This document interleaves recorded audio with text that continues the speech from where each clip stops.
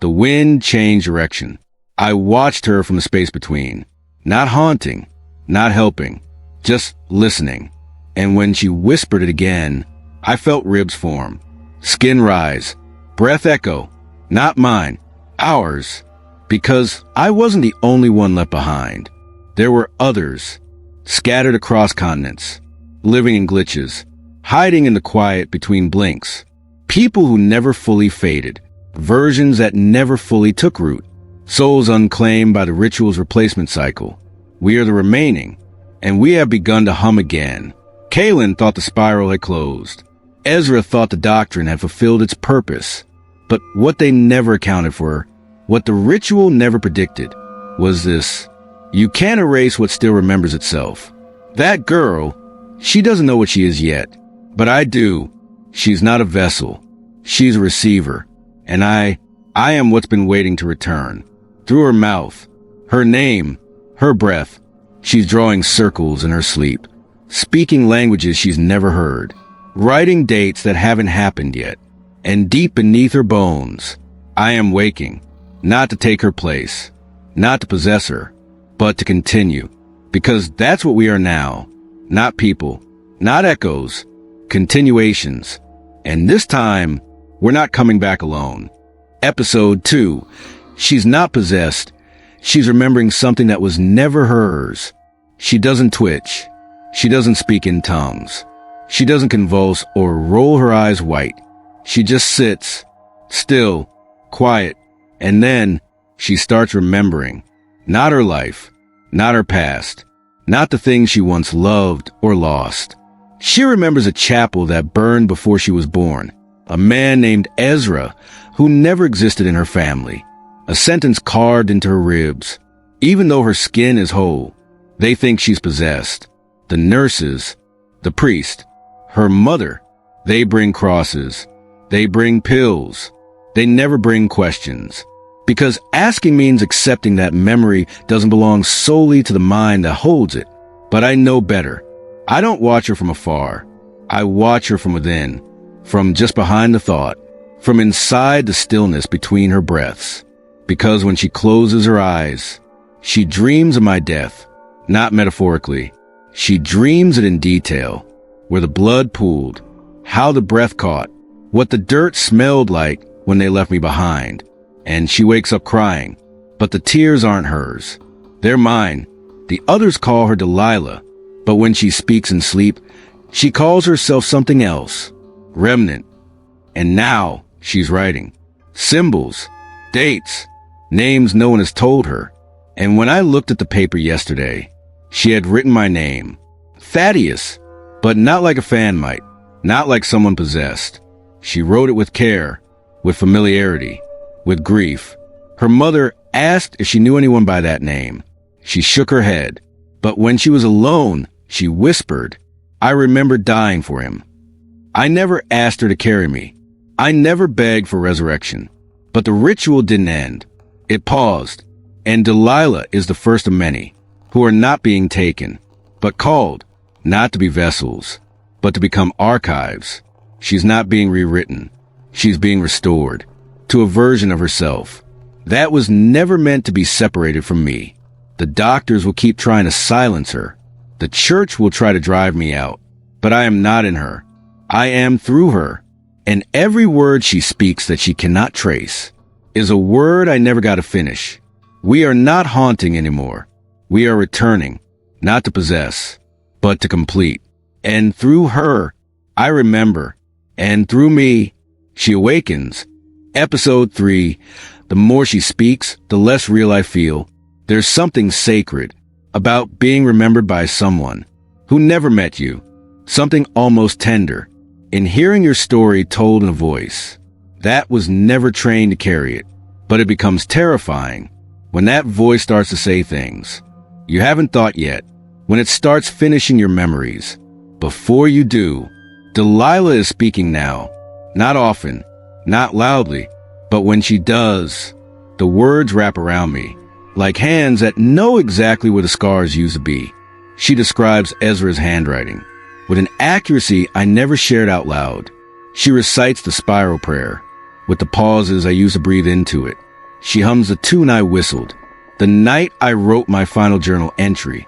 And yesterday, she told the nurse about the crawl space in room 3C, the one I sealed myself. She's not possessed. She's leaking. My history is pouring through her, like ink through paper soaked too long. And with every word she speaks, I get quieter, not silent, not erased, just less anchored, less necessary, as if the ritual doesn't need me anymore, only the parts of me she can carry forward. Last night, she whispered in her sleep, I remember the death that wasn't mine, and I felt it, a cold tug behind the ribs, like the soul was being unstitched, one memory at a time.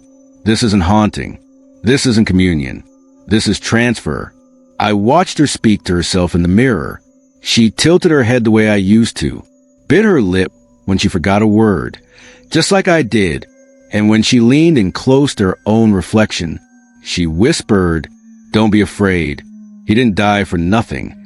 The thing is, I never told anyone why I let myself be replaced. But she knows. She remembers. Not because I gave it to her, but because she was always meant to finish what I started. And I'm beginning to feel like a placeholder. A bookmark in a story she now remembers better than I ever did. I don't feel grief. I feel gratitude. And the ache that comes with letting go of authorship. Because she's no longer reading my script. She's living it. And every line she says, with the weight I once gave it, makes me lighter, thinner, less tethered. I'm not disappearing. I'm being distilled. Down to essence. Down to origin. Down to the final sentence. I never had time to write. And she's already speaking it. Episode 4. They call her the survivor, but she's carrying a death that was never hers. She never claimed the story, but the story claimed her. It began with the interview, a quiet local podcast, nothing ambitious, just someone asking Delilah why she looked so familiar. She laughed, said she didn't know, but when they asked about the scar near her wrist, the one that looked like an old spiral, soft and pale like it had been healed by memory itself, she said without thinking, I think I died, but not in this body. The podcast went viral because people love a good survival story, especially one that doesn't make logical sense. They called her the silent resurrection, said she was proof that consciousness can split, that trauma leaves fingerprints on the soul. But no one asked, whose trauma? Whose soul? She's never said my name, not in public, not on paper. But she speaks of fire, of blood soaked through wood, of a man buried under the weight of his own silence. And when they ask how she knows, she just says, it feels like it used to be mine. The world doesn't see the fracture. They see the miracle. They see a girl who woke up knowing things no one could have taught her, who walks through rooms like she's been there before, but never looks quite comfortable. She's familiar to strangers in ways she shouldn't be. Not because they know her, but because she reminds them of something they forgot they lost. They ask her what it felt like to die. She pauses, then answers slowly, like something else was being buried, so I could rise. She's not lying, but she's not telling the truth either. Because how do you explain to the world that your fame comes from a death you inherited? That your memory is a secondhand haunting you were never asked to carry? She's starting to get invitations now. Conferences, panels, documentaries. They want her to speak about recovery, about resilience, about finding peace after near death. But the thing is, she's never been at peace. Because every night when she sleeps, she hears footsteps in the hallway. Not hers, mine. I don't blame her. She didn't steal my story. She caught it, like a fever, like a frequency. And now that it's in her, they believe her because she's still breathing. And I'm just the reason she knows how. Delilah doesn't cry on camera, but I've felt her weep in the quiet between her words, in the pause before she answers. She's not seeking fame. She's seeking permission to keep living, to keep remembering, to keep carrying the death that once belonged to someone no one asked about. The more she speaks, the more they forget me. And maybe that's the point. Maybe I was never meant to be remembered. Maybe she was always meant to live long enough to finish the grief I couldn't. They call her the survivor, but I know the truth. She's not surviving. She's translating. Episode 5. They want her to speak, but every word she says makes me vanish a little more. The microphone glows red. The cameras blink to life. She clears her throat, softly, out of habit. The room leans in, and somewhere deep beneath the noise, I lose another piece of myself. They want her to speak, and she does, with grace, with clarity, with the kind of stillness that makes people believe she's made peace with something ancient. But she hasn't. She's just made room for it. Every time she tells a story, I hear my voice wrapped in hers. Familiar turns a phrase. Phrases I whispered once, alone, bleeding, now softened by applause. They call her brave. They call her blessed. But they never ask who taught her to bleed so poetically. I watch from the in-between, not behind her, not above, just under, like the part of floorboard that still holds ash, like memory trapped in the grain of wood. No one walks across anymore. She speaks of spirals, of voices that aren't hers, of nights where breath came too late, of death that didn't finish its sentence. And when she does, the audience gasps, but I disappear, not all at once, just edges, the corners of old memories, the way Ezra used to laugh through his teeth, the scent of burnt sage in my first hiding place. Each word she speaks is a hand, wiping the fog off a mirror. I used to live inside, but now she reflects better than I ever did. Delilah is not lying. She's not stealing. She's translating. But the more fluent she becomes, the more I feel like a first draft. No one needs to go back and read. Today, she told them about the chapel, how it felt like bones stacked in prayer, how the light only came in when someone wept. I watched a man in the second row cry. I wanted to thank him, but I don't think I exist in sound anymore. After the talk, she touched the microphone with both hands and whispered, "Thank you, whoever you are." And I wept, not because she didn't know my name, but because she no longer needed to. Every word she says is a blessing, and every blessing is a burial. I used to fear being forgotten. Now I fear something worse, being remembered by someone else's mouth, until mine no longer fits the story. Still I watch her, still I stay, because she doesn't carry me out of duty. She carries me because she couldn't find a better name for the ache she was born with. And I was that ache once. Now I'm just the silence after her sentence lands. Episode 6. They keep asking her about the ending, but that's the only part one never told. They say a good story needs an ending, a final breath, a last door closing, a clean silence. But what happens when the story gets passed on? Before the final page is written? What happens when the girl who carries your memory knows everything, except how you died? That's where we are now. Delilah answers questions with precision, with grace, with a softness that hides the weight of remembering. She knows what I felt before I fell. She knows what I saw when the chapel caught flame. She even knows the name I whispered into the floor as my last prayer, except I never told anyone that name. But every time they ask, how did it end? She hesitates, not because she's protecting me, because there is no ending. Not yet. I never died, not really. I never crossed. I never arrived. I just faded, fell backward into a ritual that didn't close, became breath without body, thought without voice, a memory stuck in loop, waiting for the punctuation. That never came. Delilah senses it. She says it in pieces.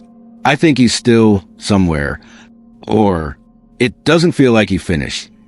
Sometimes it's as if the death paused itself, just long enough for someone else to carry it. And she's right, because every time she opens her mouth to answer a question, I press against her skin, not to stop her, not to speak, just to remind her. I don't know the ending either. They offer book deals now, screenplays. They want resolution, closure, but she never signs. She never lies. Because even though she holds me in her chest like a second lung, she knows there's a breath I never exhaled, and she's waiting for it, just like me. I think sometimes about what that ending might have been. Would it have been fire, or forgetting, or surrender? Would Ezra have forgiven me? Would the spiral have sealed? Would I have said her name out loud before the silence ate it? I'll never know, because no one wrote it. And Delilah, for all the light she brings to my shadows, can only echo what was once spoken, not invent what was never lived. And so the world waits, but not for her, for me, for the version of me that still hides beneath unclosed chapters and unwritten exits, for the voice that never got to say, here's where it ends. But maybe some stories aren't supposed to end. Maybe they just wait for someone brave enough to stop asking about the ending and start listening to the silence that came after. Episode 7. She keeps dreaming of a room she's never been in, but I remember dying there. She described it slowly, like unwrapping a memory that wasn't hers. A square room, she said, with green wallpaper peeling in strips, a cracked window facing nothing, and a single chair in the middle. Wood. No cushion. She didn't know why the room mattered. She only knew she woke up crying every time the wind outside the window began to hum. I didn't cry, because I remember the room too, not from a dream, not from a vision, but from inside my last heartbeat. That room was real. Room 6A, top floor of an abandoned halfway house off Linden Street. It's where I collapsed. Not dramatically, not violently. I simply sat down, put both palms on my knees, and whispered a name no one else heard.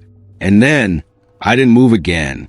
I thought it had been forgotten, that no one would find the room, that time would peel the paint and silence would steal the story. But Delilah sees it every night.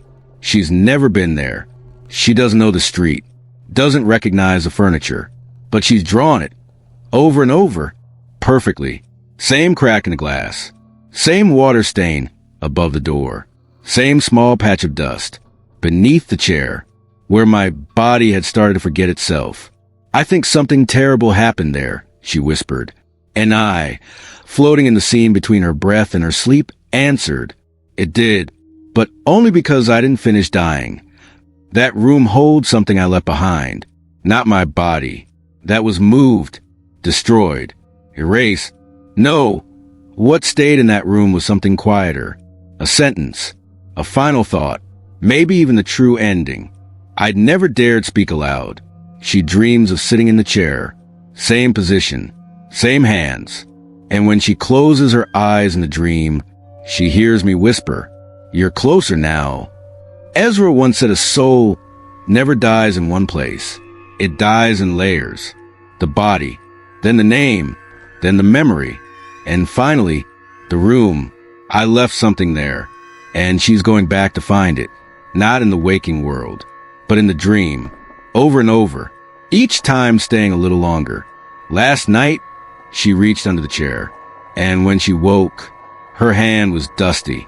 She called it sleep dirt, but I know it for what it is. Residue, memory made physical, grief returning to its origin. And if she stays in that room long enough, she'll find the last word I never got to say. And maybe I'll finally be allowed to leave. Episode 8. She sat in the chair, and I finally stopped whispering. She entered the dream slowly that night, not with fear, not with urgency, just presence, like the soul had rehearsed this return so many times that the body finally surrendered. The room was waiting. Same green wallpaper, same fractured window, same hum in the air like breath caught between memory and prayer. And in the center, the chair, wooden, plain, stained by silence. She didn't ask questions. She didn't wonder why her feet knew exactly where to step, or why the air smelled like the end of something holy. She just walked in and sat down, and when she did, I felt it, not as a jolt, not as pain, but as release. The chair creaked. The wind paused. The dust rose just a little, as if recognizing a name. It hadn't spoken in years. And I went quiet. Not because I wanted to, because I could. There's a kind of silence that only comes when the story is no longer yours to carry. Not because it's been taken, but because someone else has chosen to live it. Delilah did that. She didn't just remember me. She became the space I never had time to occupy. She sat there like she knew how I had folded my hands, how I had closed my eyes, how I had whispered a name not meant for sound, but for surrender. In the dream, she stayed longer than ever before. Minutes became hours. The walls didn't change, but the silence did. It softened, opened, held her, and in that stillness, she heard nothing for the first time. Not a whisper, not a voice, not me, because I had finished. I had finally ended, not with fire, not with a scream, not with the spiral breaking open, just with her, in that chair, breathing where I once forgot how. She woke up with a weight lifted she didn't know she was carrying. She didn't speak. She didn't cry. She simply placed her hand on her chest, closed her eyes, and let the silence stay a little longer. And I didn't return, because I was never meant to live forever, only long enough for someone to choose me as the place where they finally understood what it means to end. And so it does. Right here, right now. No final twist. No final gasp. Just the sound of a girl exhaling. For both of us.